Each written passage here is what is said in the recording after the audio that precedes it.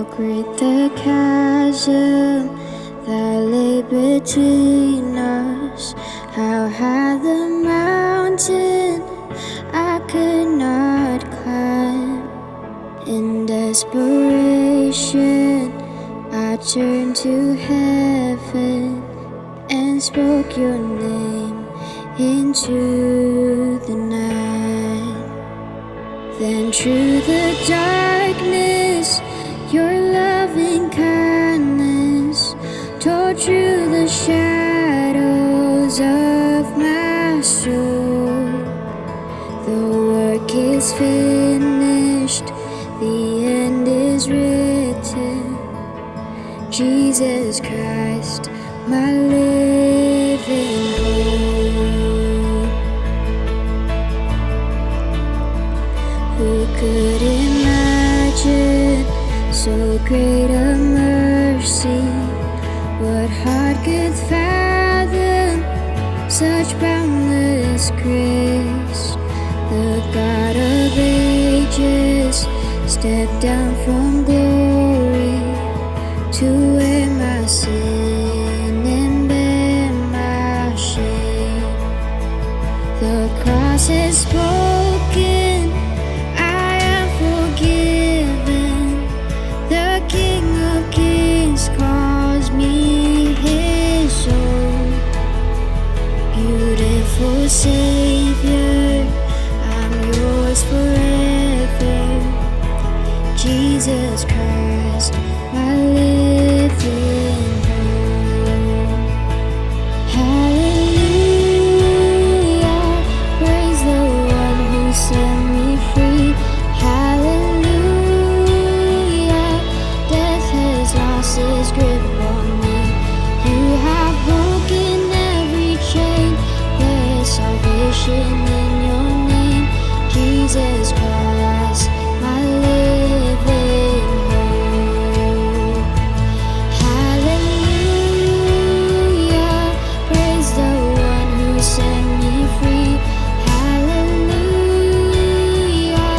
death has lost its grip on me. You have broken every chain. There is salvation in your name, Jesus Christ, my living hope.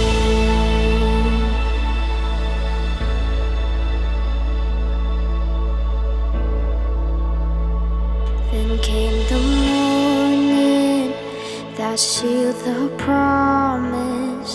Your buried body began to breathe.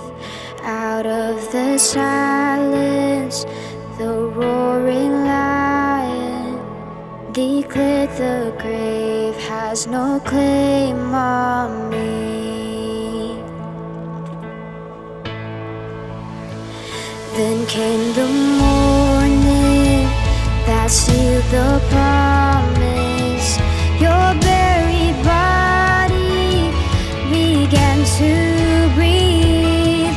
Out of the silence, the roaring lion declared the grave has no claim on me. Jesus, yours is the victory.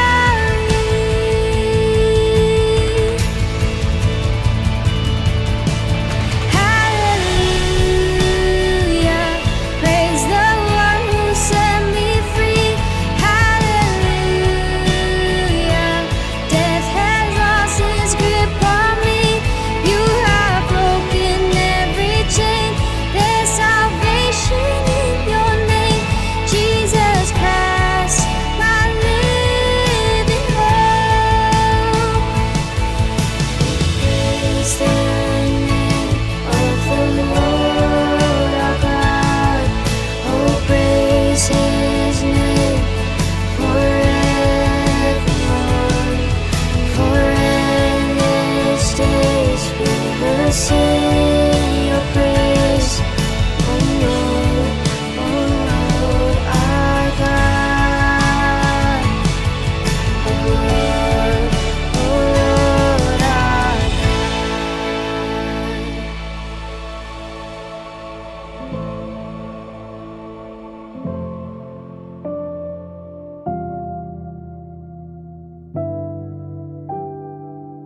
Selamat pagi Bapak Ibu yang dikasihi Tuhan Yesus Kristus. Hari ini kita sama-sama merayakan Hari Kebangkitan Tuhan Yesus.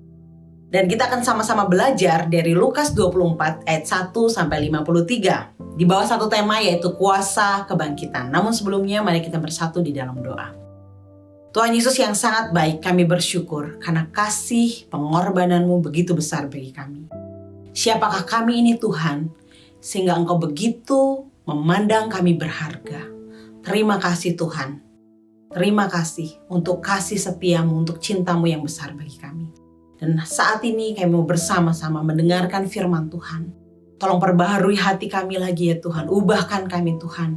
Biarlah melalui kuasa kebangkitan Tuhan, hidup kami dipulihkan, hidup kami diperbaharui. Kami melakukan satu perubahan hidup yang terus-menerus menjadi lebih baik di hadapan Tuhan. Terus-menerus hidup memuliakan Tuhan. Kami siap mendengar firman-Mu Tuhan. Tolong ampuni kami dari setiap dosa dan pelanggaran kami. Dan layakkan kami ya Tuhan untuk mendengar firman-Mu. Dalam nama Tuhan Yesus Kristus kami berdoa. Amin. Bapak Ibu, fakta Yesus telah bangkit dari antara orang mati secara historis adalah fakta yang tidak dapat disangkal oleh pakar. Akan tapi persoalannya adalah bagaimana peristiwa kebangkitan, bagaimana peristiwa itu menjadi nyata bagi kita. Bagaimana peristiwa kebangkitan itu mempunyai dampak. Kuasa kebangkitan Yesus itu mempunyai dampak dalam kehidupan kita. Atau jangan-jangan sekedar setiap hari Paskah, kita hanya merayakan sebagai hanya tradisi saja, sebagai perayaan saja sebagai orang Kristen, tapi tidak punya dampak apapun dalam kehidupan kita. Karena itu, hari ini kita sama-sama belajar, Tuhan, kami mau mengalami kuasa kebangkitan itu. Kami mau mempunyai dampak yang nyata. Adanya perubahan yang nyata dalam kehidupan kami. Buku yang berjudul Who Moved the Stone atau Siapa yang Memindahkan Batu Itu karya Frank Morison. Morison ini awalnya menyusun buku ini untuk menyangkal peristiwa kebangkitan Tuhan Yesus. Dia bukan pengikut Kristus, dia ingin menyangkal bahwa peristiwa kebangkitan adalah peristiwa yang sama sekali salah. Peristiwa yang tidak benar. Bukan fakta yang benar. Pada akhirnya Bapak Ibu, dia malah menghasilkan buku yang membuktikan kebangkitan. Dan pada akhirnya, dia menjadi seorang pengikut Kristus. Yang tadinya ingin membuktikan bahwa kebangkitan adalah sesuatu yang salah, fakta yang salah. Tapi justru dia menghasilkan buku yang menuliskan bahwa kebangkitan Kristus adalah sesuatu yang benar. Tidak hanya itu, tapi hidup dia akhirnya memutuskan untuk menjadi pengikut Kristus. Who Moved the Stone? Buku yang sangat bagus Bapak Ibu. Nah masalahnya Bapak Ibu, fakta bahwa Yesus bangkit adalah fakta yang benar. Tapi bagaimana dengan hidup kita? Oke Tuhan, saya percaya kebangkitan-Mu. Oke Tuhan, terima kasih untuk kebangkitan-Mu. Karena kebangkitan-Mu, maka saya mendapatkan hidup. Saya bebas dari segala dosa. Tapi bagaimana dampak nyata untuk kehidupan kita Bapak Ibu? Kuasa kebangkitan, pagi hari ini saya ingin membahas paling nggak 3 poin. Dari Lukas 24 ayat 1 sampai 53. Poin yang pertama adalah kebangkitan adalah peristiwa sejarah yang menghancurkan paradigma berpikir. Kalau kita perhatikan ayat pertama sampai yang ke-12. Saksi awal kubur yang kosong itu adalah perempuan Bapak Ibu. Para perempuan. Saya bacakan ayat yang ke-10. Perempuan-perempuan itu ialah Maria dari Magdala dan Yohana dan Maria ibu Yakobus. Dan perempuan-perempuan lain juga yang bersama-sama dengan mereka memberitahukannya kepada rasul-rasul. Para perempuan ini adalah saksi pertama yang menyaksikan bahwa kubur itu kosong, bertemu dengan malaikat, dan mereka mau pergi kepada rasul-rasul ingin memberitahukan bahwa Kristus tidak ada lagi di kuburnya, dan Kristus sudah bangkit Bapak Ibu. Tapi masalahnya adalah pada saat itu, perempuan secara posisi sosial itu dipandang sangat rendah. Perkataannya tidak dapat dipercaya Bapak Ibu. Perkataannya tuh tidak diindahkan gitu ya. Tidak dianggap gitu. Nah perempuan memang dilihat sangat rendah. Perempuan bahkan tidak punya porsi dalam kehidupan keagamaan. Perempuan tidak bisa masuk ke ruang-ruang tertentu di bait Allah. Tidak hanya itu Bapak Ibu, ketika mereka berusaha memberitahukan kepada para rasul, bagi mereka perkataan-perkataan itu seakan-akan omong kosong. Bapak Ibu bisa perhatikan di ayat yang ke-11. Tetapi bagi mereka, perkataan-perkataan itu seakan-akan omong kosong dan mereka tidak percaya kepada perempuan-perempuan itu. Perempuan-perempuan ini saksi pertama yang menyaksikan kebangkitan Tuhan Yesus. Tapi masalahnya, perkataan mereka dianggap omong kosong. Secara sosial mereka sangat direndahkan. Mereka dipandang rendah. Perkataan mereka kalau dihukum tidak bisa dijadikan sebagai saksi, Bapak Ibu. Selain itu, apa yang mereka saksikan adalah sesuatu secara nalar manusia, itu sesuatu di luar nalar manusia. Selain itu tantangannya Bapak Ibu, yang pertama tantangannya adalah saksi kebangkitan Tuhan Yesus adalah para perempuan. Tapi yang kedua adalah selain itu, orang-orang seperti para imam kepala, para tua-tua Yahudi berusaha menghalangi penyebaran berita dengan segala cara, termasuk dengan menyebarkan hoaks. Kita perhatikan Matius 28 ayat 13-15, saya bacakan buat kita. Kamu harus mengatakan bahwa murid-muridnya datang malam-malam dan mencurinya ketika kamu sedang tidur. Dan apabila hal ini kedengaran oleh wali negeri, kami akan berbicara dengan dia, sehingga kamu tidak beroleh kesulitan apa-apa. Mereka menerima uang itu dan berbuat seperti yang dipesankan kepada mereka, dan cerita ini tersiar di antara orang Yahudi sampai sekarang ini. Bapak Ibu, sebagai saksi, sebagai seorang perempuan pada masa itu, sangat sulit untuk menyatakan sesuatu fakta yang benar sebagai saksi. Selain itu, peristiwa itu sudah dirancang demikian, bagaimana agar kabar tentang kebangkitan Tuhan Yesus itu terdengar seperti hoaks, terdengar seperti berita yang bohong. Sehingga ini menjadi satu tantangan yang sangat besar bagi para perempuan. Dan juga para rasul tidak mempercayainya, sampai akhirnya nanti Kristus, Yesus harus bertemu dengan mereka secara langsung. Ketidakpercayaan para murid serta anggapan bahwa perkataan tersebut seakan omong kosong merupakan cara Lukas, kitab Lukas, untuk menunjukkan konteks kehidupan perempuan di masa itu. Perempuan tersingkir, perempuan tidak diperhitungkan dan tidak dipercaya. Namun ironisnya Bapak Ibu, Tuhan Yesus justru memakai mereka inilah para perempuan yang sangat tidak dipandang ini sebagai yang pertama-tama menerima kabar kebangkitan. Merekalah yang mendapat perintah dari dua sosok yang ada di dekat kubur Yesus untuk mewartakan berita kemenangan Yesus akan kematian.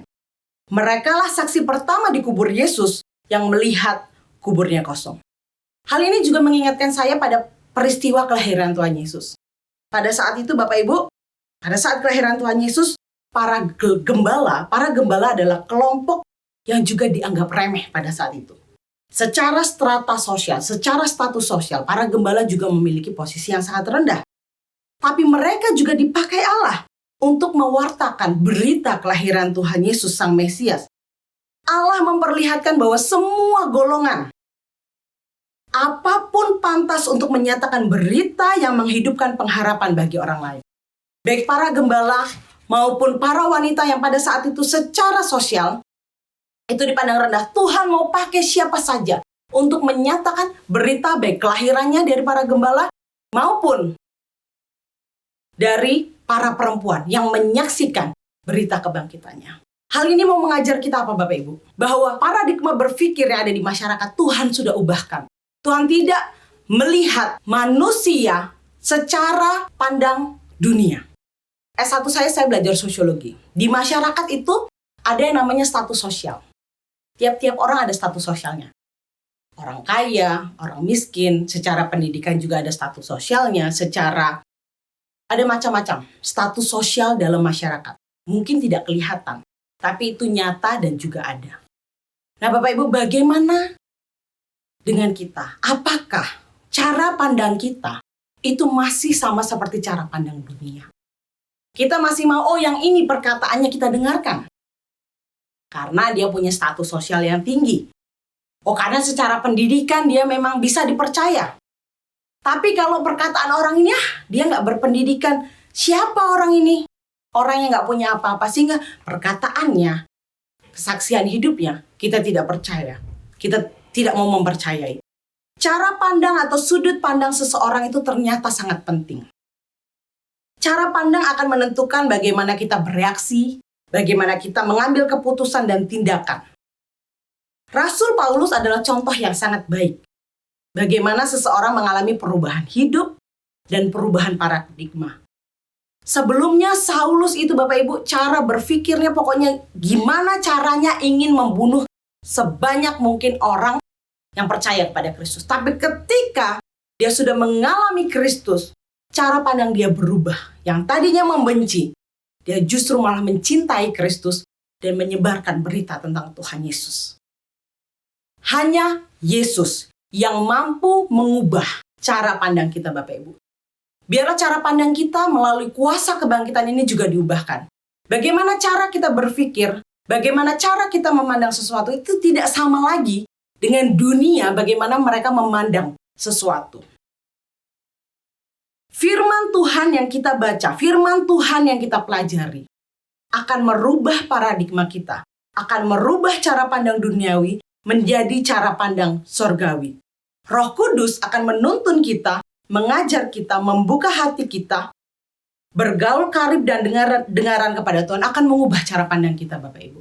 Ketika kita mengalami pergumulan, ketika kita mengalami kesulitan, ketika kita berada di dalam Tuhan, kita akan melihat masalah itu, kita akan melihat pergumulan itu secara berbeda. Ketika kita melihat orang yang secara sosial, secara masyarakat itu dipandang hina, dipandang rendah, tidak dianggap, tapi di dalam Tuhan kita memandangnya secara yang berbeda. Siapapun, firman Tuhan pernah berkata, bahkan yang terkecil yang tidak dianggap sekalipun oleh dunia ini, Tuhan dapat memakainya menjadi alat kerajaan Tuhan.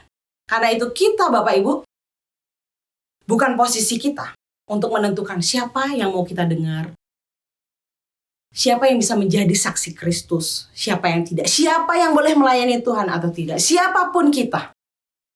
Tuhan mau mengatakan melalui peristiwa baik kelahirannya dan juga peristiwa saat ini yang kita rayakan kebangkitannya. Siapapun Tuhan dapat pakai menjadi saksinya. Karena itu dimanapun kita berada Bapak Ibu. Di pekerjaan kita, di rumah tangga kita, di pertemanan kita. Tuhan mau memakai siapa saja. Tidak pandang masa lalumu, Tuhan tidak pandang secara manusia, secara masyarakat kamu itu siapa. Tapi ketika kamu mau, Tuhan dapat memakaimu untuk menjadi saksinya. Saksi kebangkitannya, bahwa Yesus bangkit itu fakta yang tidak bisa dibantah Bapak Ibu.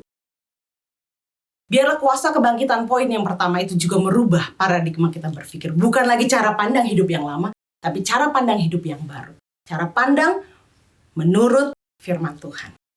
Yang kedua, poin yang kedua adalah kuasa kebangkitan. Kebangkitan Bapak Ibu seperti yang kita lihat di ayat-ayat, seluruh ayat-ayat kitab suci, sebenarnya merupakan kunci untuk memahami seluruh kitab suci.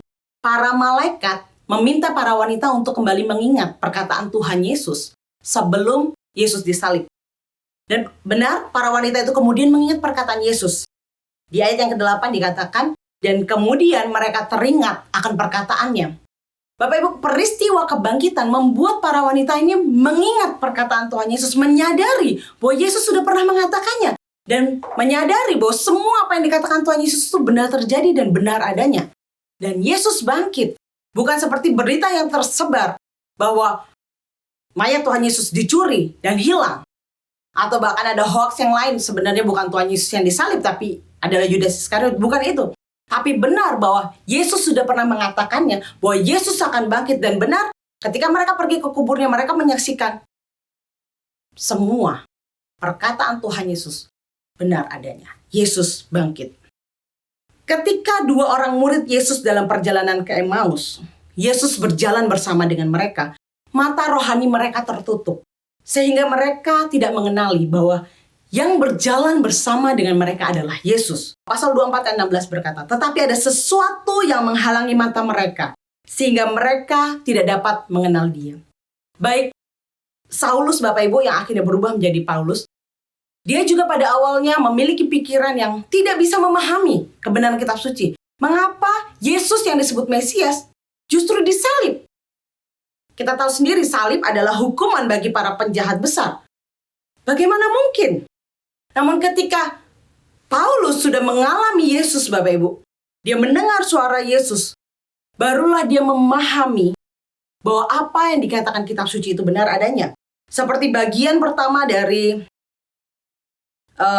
kitab Yesaya, Nabi Yesaya, bahwa di bagian pertama Yesaya mengatakan Mesias adalah Raja yang agung. Tapi di bagian kedua Yesaya mengatakan bahwa Mesias adalah sosok hamba yang menderita. Nah, keduanya ini adalah sosok yang sama, Mesias. Dan ini membuat Paulus menyadari bahwa Yesus itu adalah Sang Mesias. Demikian juga yang dialami oleh dua orang murid Yesus. Pada akhirnya mereka baru dapat menyadari, mereka baru terbuka matanya bahwa yang bersama-sama dengan mereka, yang bercakap-cakap dengan mereka, itu adalah Yesus sendiri. Seketika itu juga terbukalah mata mereka, lalu mereka pun dapat melihat Dia dan mengenalnya dengan baik. Apapun yang sebelum itu menjadi penghalang penglihatan mereka, kini semuanya telah diangkat dari mereka. Kabut telah menghilang, tabir telah tersingkap, dan mereka pun benar-benar yakin bahwa Dia yang bersama dengan mereka berjalan itu adalah guru mereka sendiri. Tapi poin yang pertama adalah Tuhan, Ia membukakan firman Allah yang merupakan kesaksian mengenai dirinya bagi orang-orang yang menyelidiki firman tersebut dan mencari Dia di dalamnya. Tuhan akan membukakan firman itu bagi orang yang benar-benar mau menyelidiki dan mencari Dia. Yang kedua, Ia mendapatkan mereka di meja perjamuannya di dalam ibadah perjamuan kudus Tuhan dan membiarkan mereka mengenalinya melalui caranya memecah-mecahkan roti. Tapi poin yang ketiga, pekerjaan itu baru tuntas setelah mata pikiran mereka terbuka dan selumbar penghalang itu dicabut dari mereka. Seperti yang dialami Paulus saat ia pertama kali bertobat. Jadi Dia, Yesus, yang mewahyukan sesuatu. Kalau Tuhan tidak menyertai kita dengan pengertian, maka kita pasti masih meraba-raba di dalam kegelapan. Kita tidak akan mengerti kebenaran firman Tuhan. Hanya Tuhan Yesus sendiri yang sanggup membuat kita mengerti akan firman Tuhan. Seringkali Bapak Ibu dalam kehidupan kita, ketika kita menghadapi satu pergumulan, menghadapi satu tantangan, kita pun seringkali bersikap lamban, bodoh, mata kita seperti tertutup, kita seperti tidak tahu jalan keluarnya, kita tidak memahami maksud Tuhan. Kita tidak menyadari penyertaan Tuhan. Kita hidup seolah-olah bahwa Tuhan Yesus tidak bangkit. Kita hidup seolah-olah bahwa Tuhan tidak menyertai kita. Kita hidup seolah-olah bahwa apa yang tertulis di firman Tuhan di kitab suci itu tidak benar. Ketika kita menghadapi pergumulan, tantangan, kesulitan, kita fokus dengan masalah kita, pikiran kita seperti para murid. Yang ada di pikiran mereka adalah Yesus sudah mati.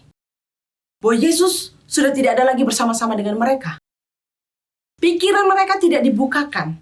Namun ketika Tuhan membukakan pikiran mereka, ketika Tuhan membuat Paulus bertobat, barulah mereka menyadari bahwa apa yang tertulis di kitab suci itu benar adanya. Bapak Ibu, seringkali mata iman kita sering terganggu oleh selaput ketakutan, kekhawatiran akan hidup ini. Seolah janji penyertaan Tuhan yang bangkit hanyalah mimpi di siang bolong. Padahal kebangkitan Yesus itu adalah bukti bahwa apa yang tertulis di kitab suci itu benar adanya. Apa yang Yesus sudah berkali-kali sampaikan itu benar adanya. Demikian juga yang tertulis dalam kitab suci ini Bapak Ibu. Semua. Kalau Tuhan Yesus bilang, serahkan kekhawatiranmu kepadaku. Kekhawatiran hari ini cukup untuk hari ini. Tuhan, tapi masalahku terlalu besar. Kalau aku nggak khawatir bagaimana Tuhan? Kita seolah-olah tidak percaya. Seperti menunjukkan kita tidak percaya sama perkataan Tuhan Yesus. Ketika masalah rasanya membuat kita akan berakhir semua karir kita, berakhir semua kehidupan kita, berakhir semua rencana kita, keluarga kita. Membuat kita tidak ingat, tidak percaya kepada firman Tuhan. Ingatlah Bapak Ibu bahwa dengan Yesus bangkit, membuktikan bahwa apa yang tertulis baik dalam perjanjian lama, perjanjian baru, itu benar adanya. Bagaimana dengan kita Bapak Ibu? Apakah ada di antara kita yang belum mengalami kuasa kebangkitan? Yang membuat kita buta rohani, yang membuat kita seperti ada yang menghalangi mata kita. Sehingga kita tidak bisa memahami kebenaran firman Tuhan. Ada seorang hamba Tuhan yang berkhotbah dengan sangat bagus Bapak Ibu. Khotbahnya itu berisi semua sejarah. Kalau dia khotbah itu isinya ada sejarah, latar belakang, konteksnya, budayanya, lain lengkap Bapak Ibu. Tapi sayangnya, khotbahnya tidak pernah punya api. Tidak pernah mengubah hati jemaat.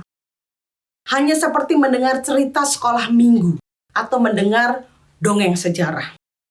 Sampai suatu waktu hamba Tuhan ini mengalami Yesus. Dia sendiri sampai suatu hari dia mengalami Yesus. Mengenal Yesus secara pribadi. Barulah Bapak Ibu. Kemudian ada api yang membakar di tiap khotbahnya. Karena kenapa? Karena dia sudah mengenal Yesus. Matanya sudah dibukakan. Dia benar-benar tidak hanya dia mengerti, tidak hanya dia tahu, tapi dia juga mengalaminya. Sehingga tiap firman Tuhan yang disampaikan, setiap kesaksian disampaikan, ada kuasanya. Kenapa? Karena dia sudah mengalaminya. Seperti Ayub berkata, tidak hanya mendengar saja, tapi sudah mengalaminya. Bagaimana dengan kita Bapak Ibu? Apakah firman Tuhan hanya kita dengar saja, tapi kita tidak pernah mengalaminya? Jangan sampai Bapak Ibu ya. Tapi biarlah melalui kuasa kebangkitan ini, kita juga mengalami. Mata kita dibukakan seperti para murid, 2 murid yang berjalan bersama dengan Yesus ke Emmaus. Matanya dibukakan. Akhirnya terbukalah mata mereka. Memahami, mengerti. Para wanita akhirnya teringat akan perkataan Tuhan Yesus. Bahwa Yesus pernah mengatakannya. Pikiran kita seperti kaca jendela yang perlu dibersihkan Bapak Ibu. Pikiran kita seperti kaca jendela. Kalau kaca itu jernih, kita bisa lihat semua objek yang ada di depan itu Bapak Ibu ya. Tapi kalau kaca itu burem, kotor, segalanya jadi kabur. Nggak jelas Bapak Ibu. Nah, saya pakai kacamata Bapak Ibu. Kalau kacamatanya ini habis masak, atau habis beraktivitas yang lain, kemudian lupa dibersihkan, ngelihatnya nggak jelas. Bisa tetap lihat, nggak jelas. Tapi kalau sudah dibersihkan, lebih jernih, lebih jelas Bapak Ibu. Seperti kaca jendela yang perlu dibersihkan secara rutin. Demikian juga pikiran kita. Jangan dibiarkan tercemar oleh berbagai hal buruk, penyesatan, ketidakpercayaan, tantangan hidup membuat kita turun, akhirnya nggak percaya lagi sama firman Tuhan. Mari kita, jendela pikiran kita biarlah semakin jernih dengan firman Tuhan, sehingga kita leluasa menyaksikan kebenaran Allah yang indah dan cemerlang. Makin hari kita bilang amin.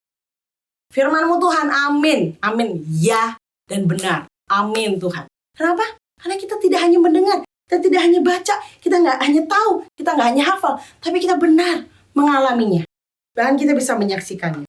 Calvin pernah mengatakan, karena itu kita belajar betapa besar kelemahan dari panca indera kita. Karena baik mata maupun telinga tidak melaksanakan fungsi mereka, kecuali kuasa diberikan terus-menerus kepada mereka dari surga. Di bagian yang lain Calvin mengatakan, jadi pembedaan yang benar antara kebenaran dan kepalsuan tidak timbul dari kecerdasan pikiran kita sendiri, tetapi datang kepada kita dari roh hikmat. Hanya Tuhan yang mampu membuat kita mengerti firman Tuhan. Hanya Tuhan yang dapat membukakan mata hati kita untuk kita mengerti apa yang menjadi maksud Tuhan.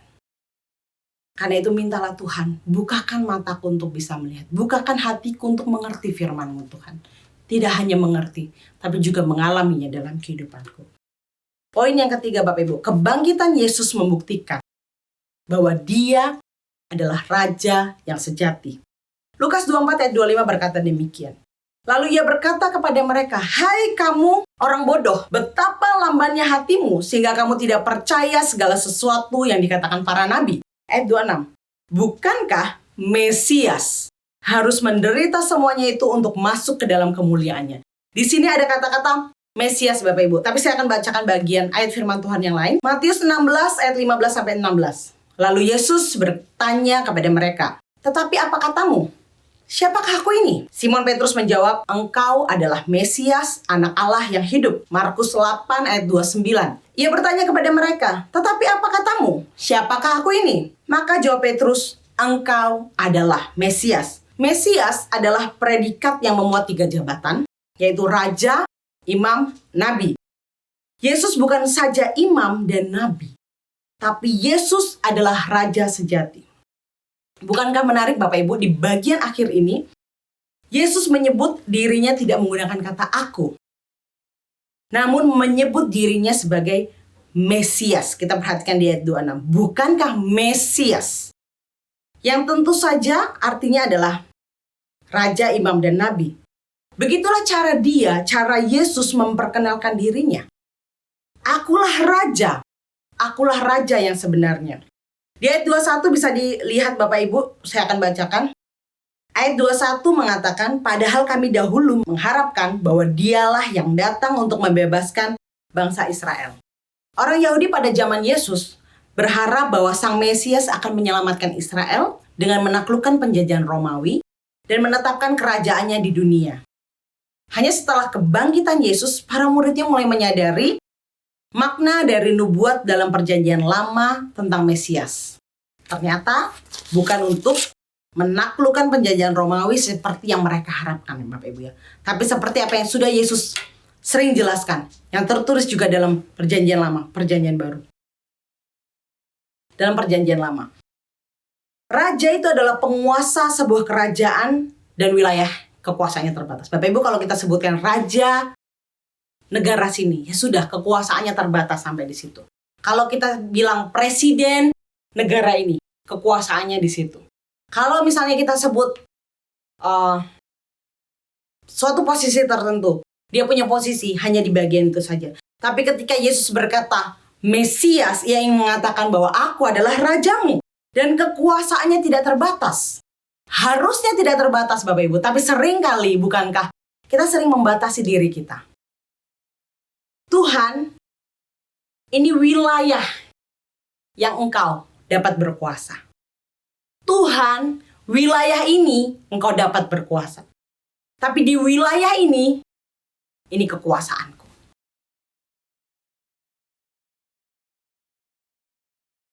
Tuhan Yesus adalah Raja segala raja dan Tuan di segala Tuan, di mana kekuasaannya meliputi seluruh bumi, mengatasi semua yang diciptakannya, kekuasaannya tidak terbatas.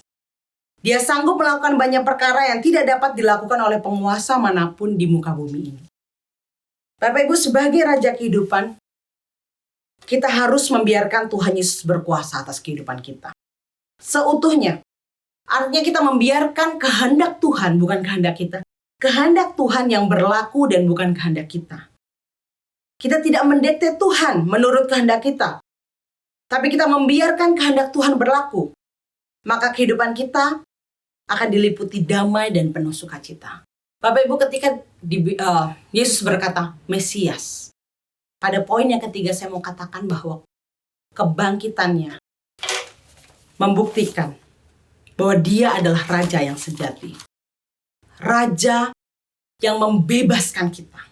Yang harusnya kita yang mati. Harusnya kita yang dihukum. Tapi Raja yang sudah disalib itu, mati dan dibangkitkan itu menjadi Raja pemilik kehidupan kita. Raja yang berkuasa atas seluruh hidup kita. Hari Minggu lalu kita satu pujian dinyanyikan di gereja.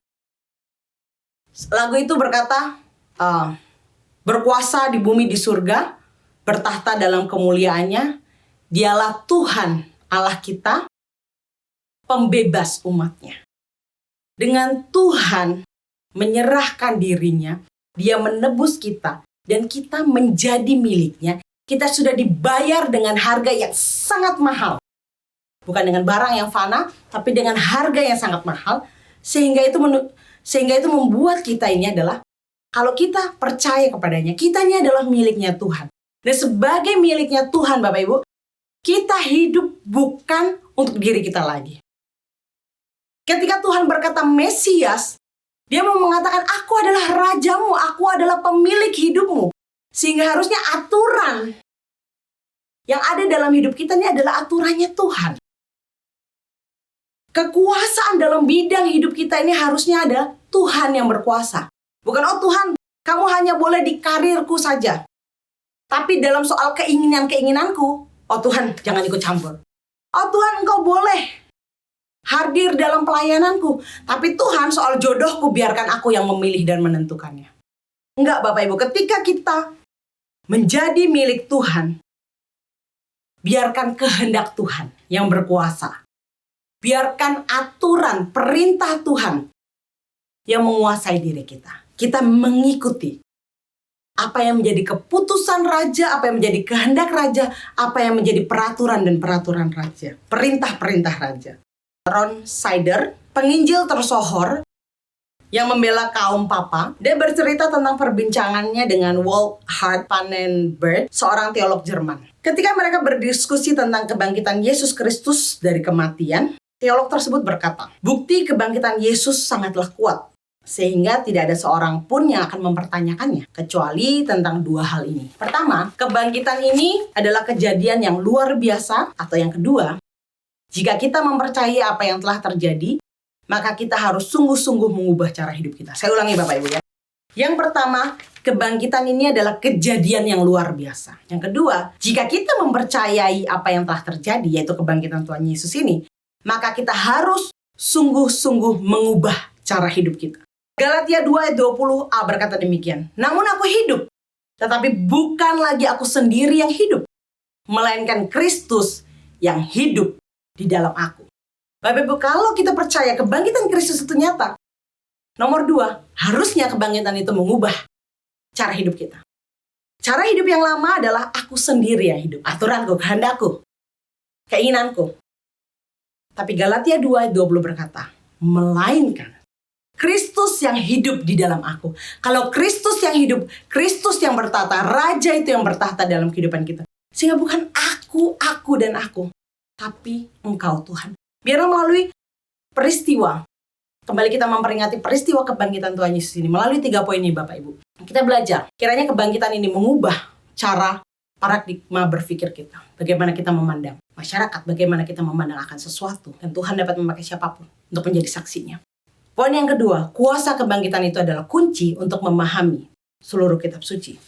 Poin yang ketiga adalah, kebangkitan Yesus membuktikan bahwa Dia adalah Raja yang sejati. Seperti Rasul Paulus Bapak Ibu, sudah menyalibkan, meninggalkan segala keinginan daging dan segala hawa nafsunya dalam dirinya. Dan pengenalan akan Kristus menjadi prioritas utamanya dalam hidupnya, sehingga Tuhan memimpin dan menuntun hidupnya, serta memakai kehidupan Paulus dengan luar biasa. Karena kita tidak hanya memperingati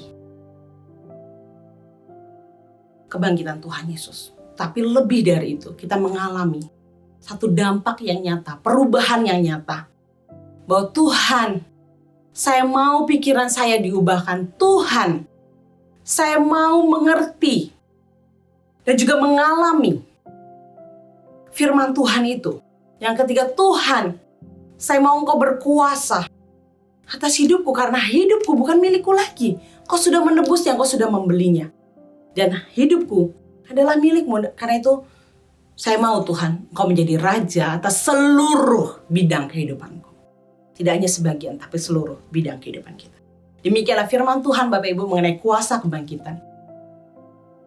Kiranya kita terus hidup, makin hari terus diperbarui dengan firman Tuhan, makin hari makin hidup berkenan di hadapan Tuhan. Mari kita bersama-sama berdoa. Bapa di surga, kami bersyukur melalui peristiwa ini kami belajar lagi bahwa kebangkitan-Mu Tuhan, biar itu juga membangkitkan kami juga.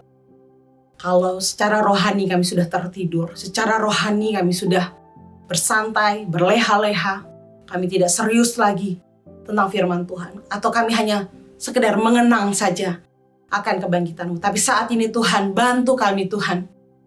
Kiranya kami benar-benar mengalami kuasa kebangkitan-Mu itu. Bagaimana pikiran kami, pola pikir, paradigma berpikir kami diubahkan. Kami berpikir seperti apa yang Tuhan kehendaki. Dan bantu kami untuk boleh semakin setia membaca, merenungkan, dan juga mengalami firman-Mu. Dan kami mau Tuhan, Kau berkuasa atas seluruh kehidupan kami. Kau yang memimpin, Kau yang menolong kami, Kau yang berkuasa atas seluruh bidang kehidupan kami Tuhan. Kami mau mengalami kuasa kebangkitan-Mu. Kami mau Tuhan, hidup kami diubahkan melalui peristiwa ini. Terima kasih Tuhan, ini kami dengan segala kelemahan, kekurangan kami, dengan segala dosa kami mau Tuhan. Engkau hadir, Engkau bertata, Kau terus memimpin kehidupan kami, sehingga pada akhirnya Kau mendapati kami sebagai orang-orang yang setia. Di dalam nama Tuhan Yesus Kristus kami berdoa dan bersyukur untuk firman Tuhan ini. Amin.